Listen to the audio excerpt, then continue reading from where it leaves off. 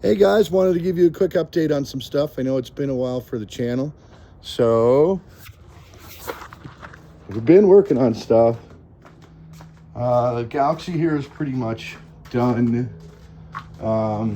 Solved ended up just having to put in some like 1/4-inch spacers on the rear wheels, and so just to make sure that it's not rubbing back there. So that's all solved now. And I redid some stuff here in the engine compartment.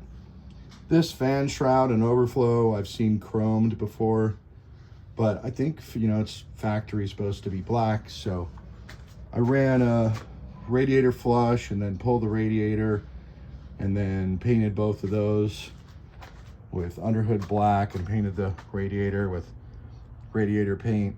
And it's running a little bit cooler now.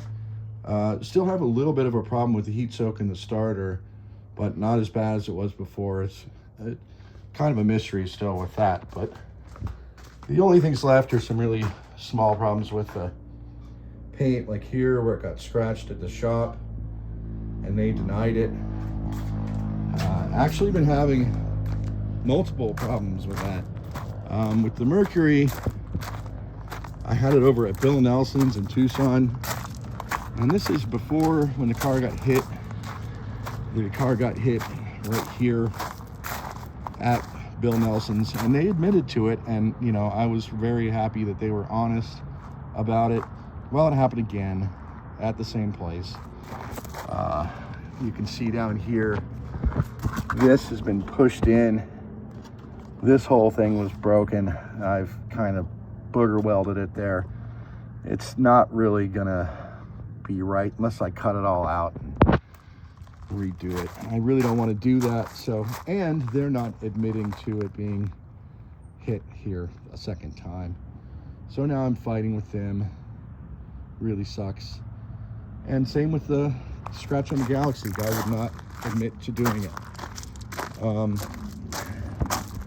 So I'm trying to get this dash pad out on the Mercury, 65 Mercury Park Lane. If anybody has any suggestions for me. There seems to be, I don't even know if I can get it on this video, but there's a strip that goes between the windshield and the dash pad there. So I've removed that. And then there's a few pretty small screws that go through the dash pad. I've removed all but one of them that I can't seem to get. And yeah, I can't even get it on video here. But that's the plan right now, is to try and get this dash pad out so I can get it to upholstery. And then all this trim in here is being re-chromed right now. I have the front seat in kind of temporarily because, you know, obviously it's not ready for paint yet. One of the things when I had the car over at Bill Nelson's was I was trying to get them to put in this brake booster kit that I bought. And this is the beauty of this kit, really, is that you can switch it from drum to disc. So if ever went on disc brakes on the front, or I could even go 4-wheel disc, which never would do, but could if I wanted to, then all I have to do is just adjust this. I'm not sure exactly how to do it, but it's got like a metering block at the bottom there. And so right now it's set up for all drum, which is what is on this car, and might go to disc eventually on the front. But it's another thing. When I had the car at Bill Nelson, they told me they could install this kit, and I paid them like over $500 to try and install this kit, and then they couldn't do it. They eventually gave up on putting it in and damaged the car again and denied it. And so I don't know what's going on with those guys, but I wouldn't take my car there. If you're in Tucson and you're looking for a good mechanic, the guy that put this in for me eventually, his name is Zach, and it's Zach's Garage on 19th Street. That's who I'd suggest you go to. He doesn't specialize in classics or anything like that, but he knows what he's doing, and he's honest. He's a good guy. So he's been helping me a lot. Anyway, so that's the state of the Mercury right now. Trying to get some things figured out in here. I'm gonna have to repaint all this metal. I'm gonna have to try and match that navy blue paint in there.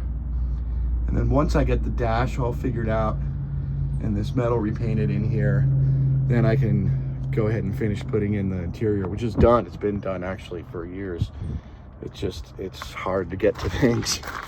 Anyway, yeah, that's where we're at. Things continue on the Mercury. I'm gonna, actually, let me show you.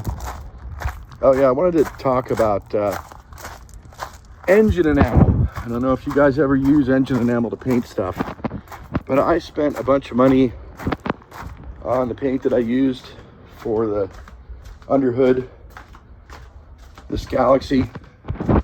It was not cheap. But here is my redone air filter. This is a correct 60, I think off a 67 Mercury Park Lane, 428 Super Marauder air cleaner and air breather. I painted both of these with engine enamel, and they're eventually going to go back on that Mercury. For right now, I have that Cobra air cleaner in there because that's just a repop. I don't really care about it. And then there's, you know, a whole bunch of stuff, rear seat and mirrors and new door handles and everything else. It's kind of a mess right now, but eventually all this stuff will go back in the car. Oh, and I got a new compressor. I got this 21 gallon. I'm actually going to try and paint the car myself. I have a new gun now too, and I'm kind of torn. I'd like to paint it Brittany blue. I have 1 quart of this paint that I painted it with, you know, 6-7 years ago, and I could just kind of like finish up the body work and leave it this color, and I might have enough to get decent coverage on it. But I kind of want to like skim coat the whole thing, and so I think a quart is not going to do it for me. And if I want to change the color, you know, now I think is the time to do it. So anyway, it's going to be a lot of sanding, a lot of stuff like that this winter. I don't know how much videos I'm going to put out, but I will put out some updates to let you guys know how things are going. And that is the state of Adam's garage right now. Okay guys, thanks for watching. Talk to you later. Bye.